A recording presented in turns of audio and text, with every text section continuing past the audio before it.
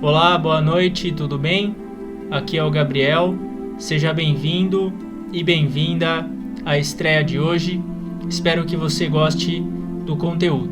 Um abraço!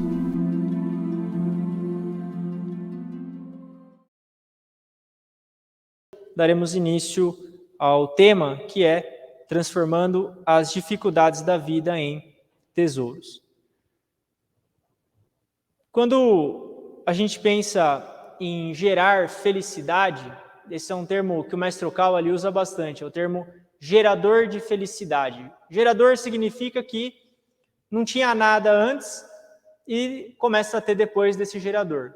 Havia infelicidade ou não havia nada, você se torna um gerador e então produz felicidade. O que é necessário para que cada pessoa ela esteja tão repleta, ela esteja tão plena ou abastada de felicidade, que ela busca dividir isso com as outras pessoas? O que será que é necessário? O primeiro é que você seja um criador de felicidade. Para você conseguir compartilhar a sua felicidade com outras pessoas, você tem que ser o tipo de pessoa que cria felicidade ao invés de criar infelicidade. Por incrível que pareça, existem muitas pessoas que são criadoras de infelicidade. São pessoas que quando você encontra, por exemplo, você fica deprimido.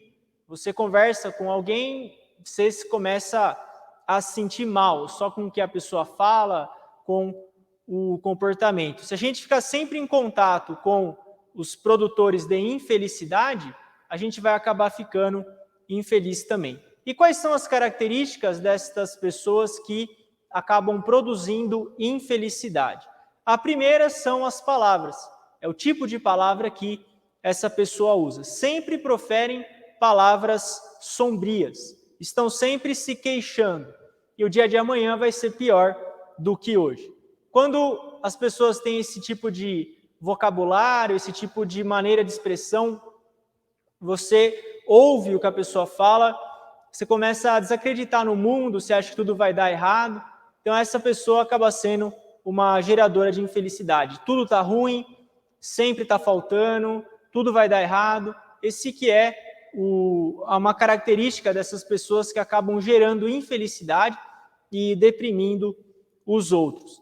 Sempre tem mania de perseguição, acha que todo mundo está querendo perseguir elas ou está querendo trair elas, e quando a gente fica na companhia de pessoas assim, a gente ficando cada vez mais deprimidos. Por isso, se você identificar alguém dessa natureza, é importante que você se afaste das pessoas que são negativas, apesar de parecer frieza no primeiro momento, esse afastamento ele é necessário. Se afastar das pessoas negativas e então orar para que elas sejam felizes, orar para que elas se recuperem. Esse que é um comportamento que no primeiro momento parece frio, mas não é.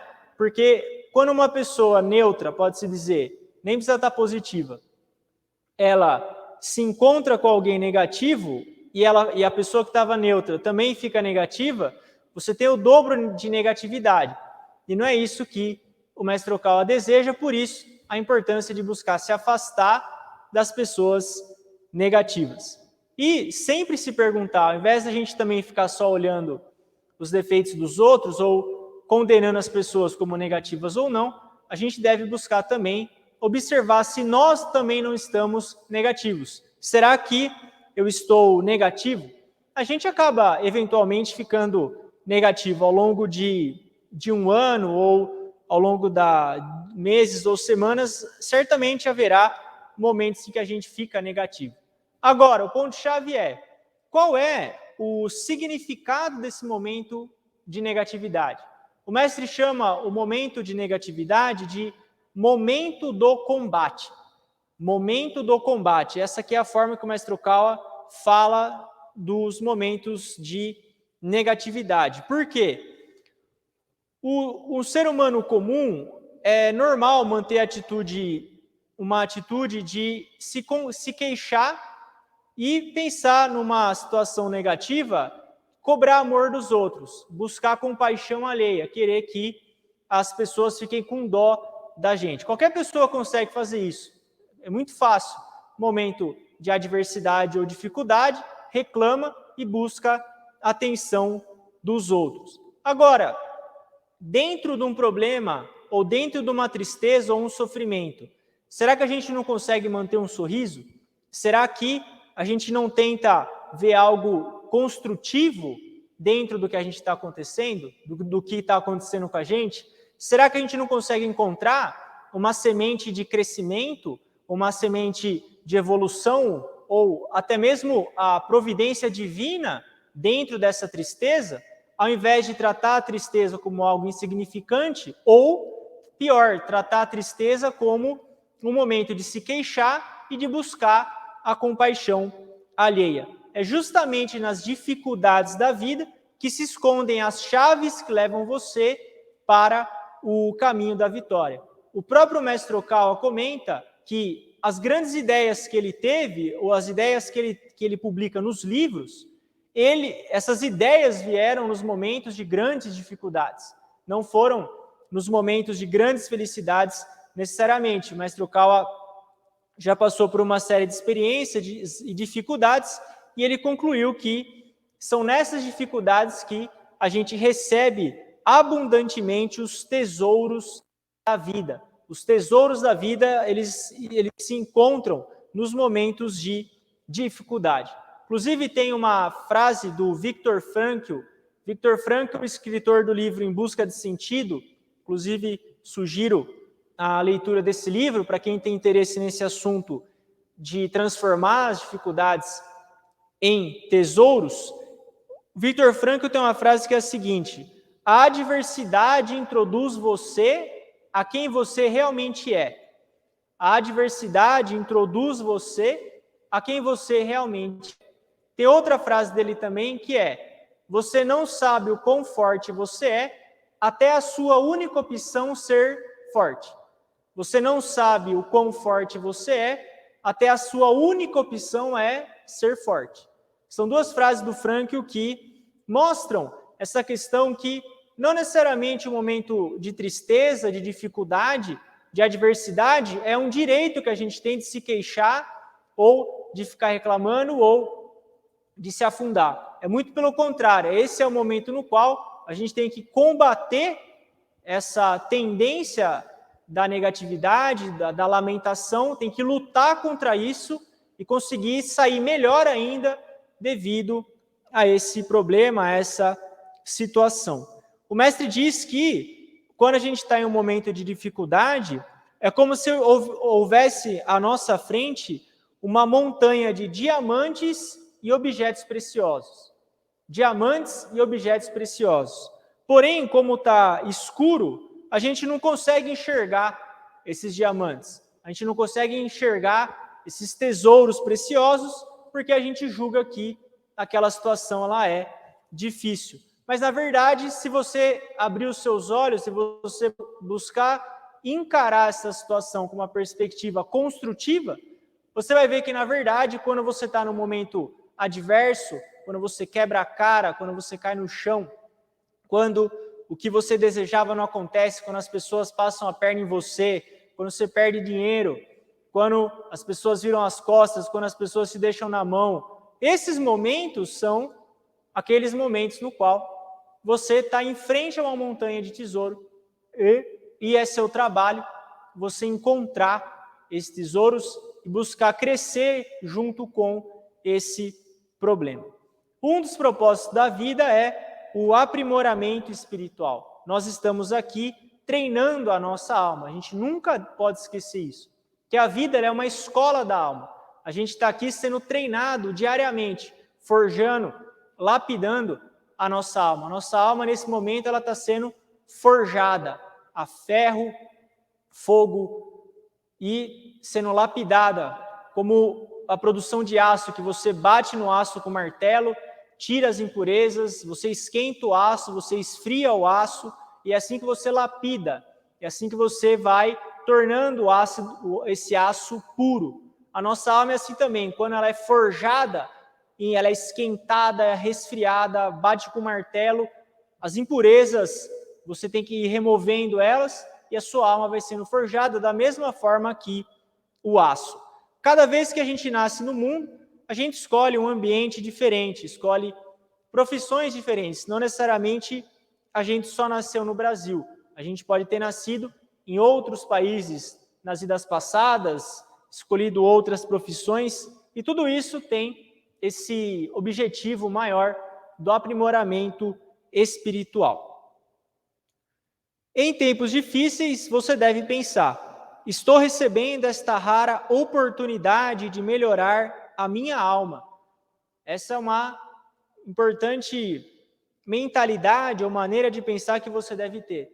Nos momentos difíceis, então, você tem que pensar que você está tendo essa rara oportunidade de melhorar a sua alma, que esse é o momento no qual você está enfrentando um grande tema no caderno de exercícios da sua vida. Assim, se você evitar os seus treinos, se você fugir dos seus aprimoramentos, eles vão correr atrás de você. Você pode querer fugir, você pode querer não enfrentar os seus treinos. Só que se você não fizer isso, eles vão voltar. Eles vão correr atrás de você. E o resultado vai ser pior ainda. Dentro desse cenário, qual seria a opção correta? Qual seria a melhor escolha? Você tem que enfrentar os problemas. Cada problema que aparecer, cada adversidade ou dificuldade, são problemas que só você pode resolver, porque é um problema feito para você. Esse problema, essa dificuldade, ele está no seu caderno de exercícios. É um tema novo dentro do caderno de exercícios da sua vida. Os problemas que surgem mostram a você o tipo de vida que você está levando. Muitas vezes você deve pensar, mas qual será que é a minha missão de vida? O que será que eu vim fazer aqui no plano físico? Quais será que são as tendências da minha alma que eu tenho que mudar? É só você analisar o que você está vivendo agora. Os problemas que você tem na família, no trabalho, saúde, finanças. Você tem que analisar tudo isso e aí você vai entender quais são os problemas do seu caderno de exercício que você tem que enfrentar. Quando terminar um aprimoramento, ele não vai acontecer de novo. Se você aprender aqui uma lição, uma vez aprendida, ela não vai mais aparecer. O que vai acontecer é que novos problemas, no caso, vão aparecer. E, da próxima vez que você renascer neste mundo, você vai ajudar outras pessoas a resolverem os problemas delas. É assim que a alma vai se desenvolvendo.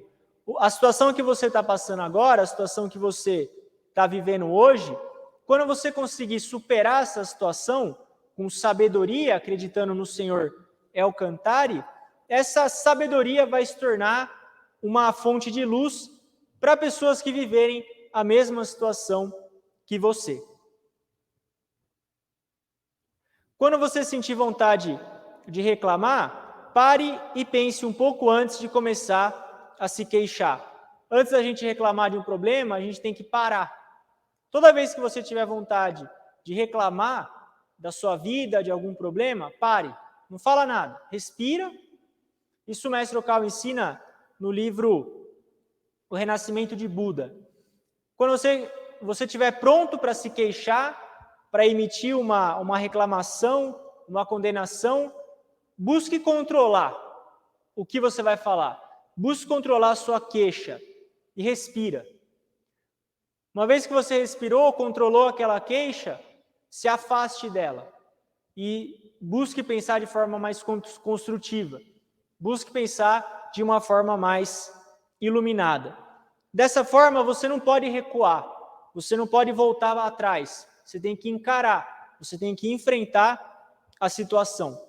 Se vocês sentirem que vocês estão no meio de um campo em fogo e ameaçados pelas chamas à sua volta, lembre-se de um herói japonês chamado Yamato Takeru. Esse herói, o Yamato Takeru, uma vez, ele ficou preso em meio ao fogo, tinha fogo em volta dele. E ele não sabia o que fazer, ele estava ali cercado pelo fogo. O que ele fez? Ele tirou a espada da bainha e, no caso, ele resolveu enfrentar o fogo. Ele foi para cima do fogo. E quando ele fez isso, os deuses viram a coragem que ele tomou, essa decisão corajosa dele de enfrentar o fogo. Quando ele tomou essa decisão, o fogo apagou. Isso é uma fábula japonesa. O fogo apagou pela coragem do Takeru. Não foi a determinação dele que fez com que o fogo se apagasse. Se ele tivesse fugido naquela situação, se ele tivesse corrido para trás, as chamas iam se espalhar ainda mais e ele poderia ter morrido. Agora, como ele olhou de frente àquela chama, como ele olhou de frente àquele fogo, ele buscou enfrentar ali com a espada na mão aquele fogo, mesmo que ele não conseguisse, mas ele buscou enfrentar. Como ele buscou enfrentar aquela situação, aquela chama se apagou. Mesmo que você não consiga resolver o problema, o fato de você encarar o seu problema de frente vai fornecer a você uma enorme experiência e aí você vai extrair valiosas lições. E o tesouro está realmente nestas lições. As lições que você adquire ao solucionar os seus problemas são os tesouros que você levará para o céu quando deixar este mundo. Por isso, se você não resolver os seus problemas, se você a todo momento fugir dos seus problemas, você está perdendo a oportunidade de encarar o seu problema de frente, de buscar soluções para ele, e pior ainda, você está perdendo a chance de extrair lições daquela situação.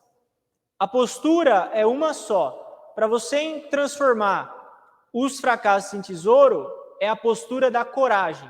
É a postura na qual você tem que se inflamar de coragem e encarar de frente. Igual o herói Takeru, que quando buscou encarar as chamas que estavam em volta dele, as chamas se apagaram. E essas lições que você extrair do enfrentamento dos seus problemas, você adquire essas lições, elas ficam armazenadas na sua mente, na forma de sabedoria, como se fossem diamantes mesmo de sabedoria.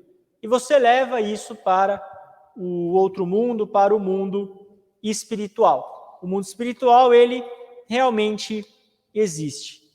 Sejam quais forem as circunstâncias, os relacionamentos interpessoais, trabalho, o que você tem que fazer dentro dessas situações? Refinar a sua alma, lapidar, forjar a sua alma. É preciso que você descarte todas as maneiras negativas de pensar. Parar de cultivar a ideia pessimista. Parar de falar de modo negativo. Parar de reclamar. Parar de se queixar. Se você quer uma vida melhor, é isso que você tem que fazer. Se você quer uma vida melhor, você não precisa esperar o mundo mudar para você ter uma vida melhor.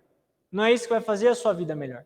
O que vai fazer a sua vida melhor é você ter essa postura de descartar maneiras negativas de pensar, de parar de cultivar a ideia pessimista, parar de se queixar e de falar de forma negativa e então buscar viver a sua vida com coragem, enfrentando os problemas, extraindo lições desses problemas e tendo cada vez mais sabedoria.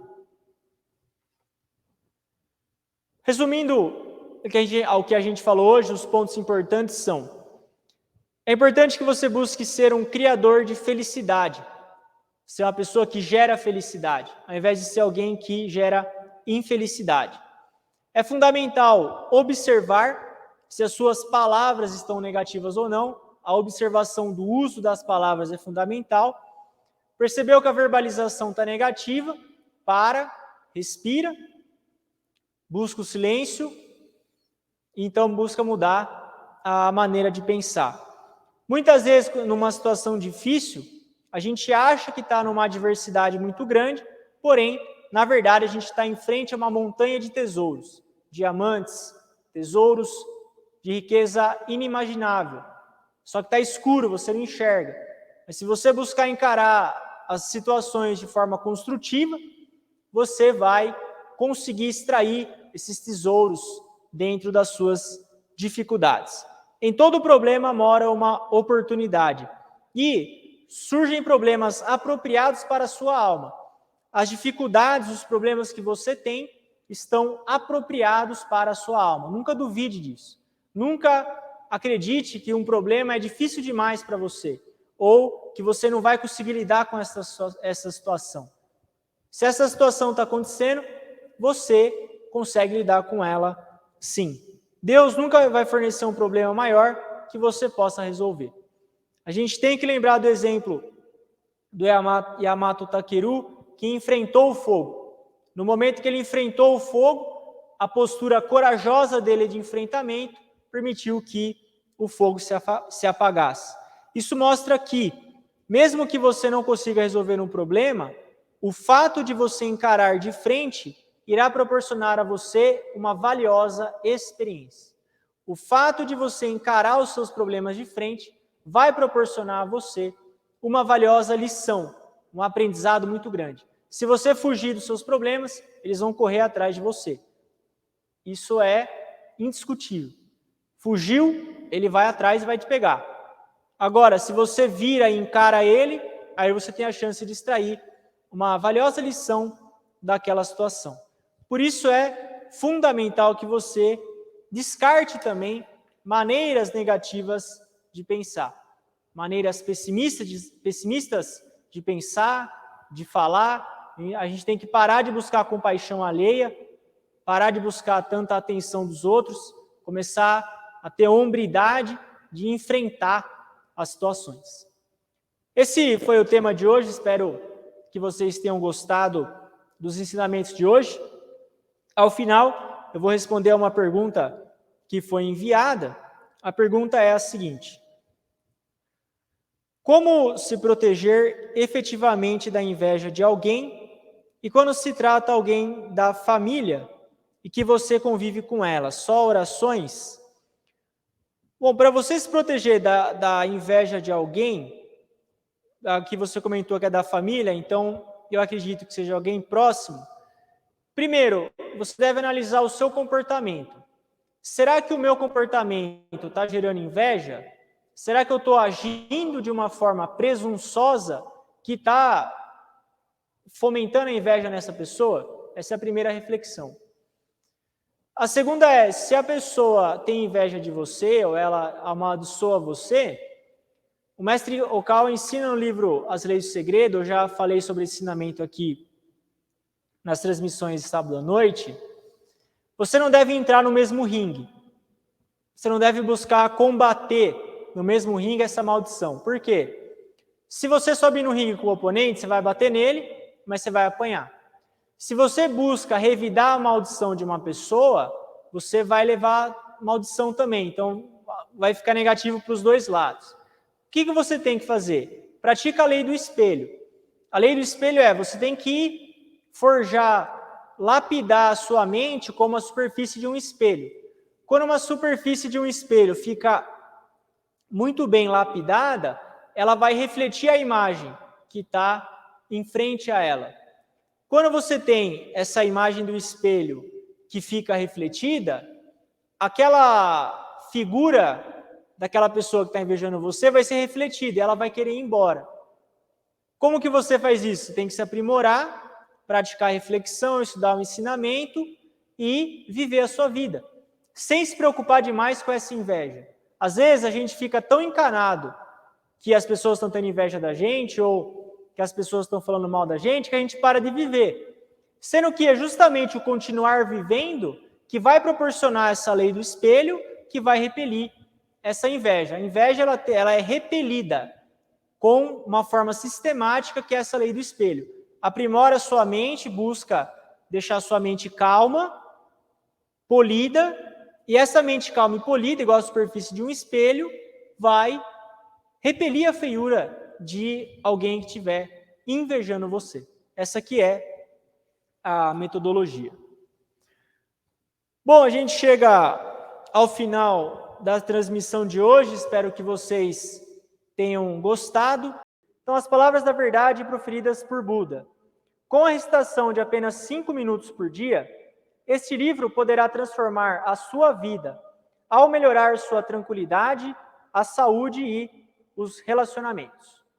3 razões para você recitar o Sutra as palavras da verdade proferidas por Buda. Primeiro, viver com a mente serena é a verdadeira felicidade. Viver com a mente serena é a verdadeira felicidade. Viver com uma mente calma e tranquila é viver com a mente do mundo espiritual. Estudar religião significa aprender a viver com uma mente em paz. E além disso, é importante que você desenvolva a sua alma. Se você só quer ser rico ou curar doenças, então você não precisa de religião. Evolução da alma significa você obter um A quando você sempre obteve um C. Ou, se fosse nos esportes, seria chegar em primeiro ao invés de chegar em terceiro.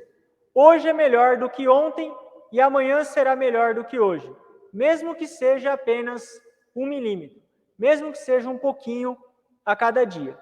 Ao recitar o Sutra, as palavras da verdade proferidas por Buda, com apenas 5 minutos, que é o tanto de tempo que você leva para recitar esse Sutra, você vai obter a paz mental.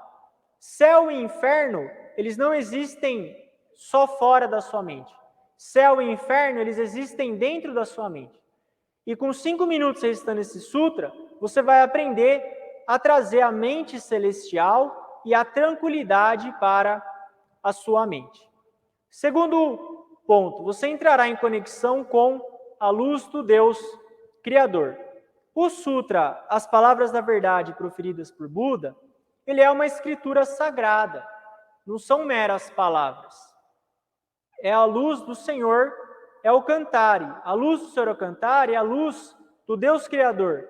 É uma luz que existe mesmo antes dos seres vivos terem sido criados. E com apenas 5 minutos, a sua mente vai se tornar serena, porque a sua vibração espiritual se sintoniza com os espíritos elevados, pelo fato de você receber a luz do Senhor, é o Cantare.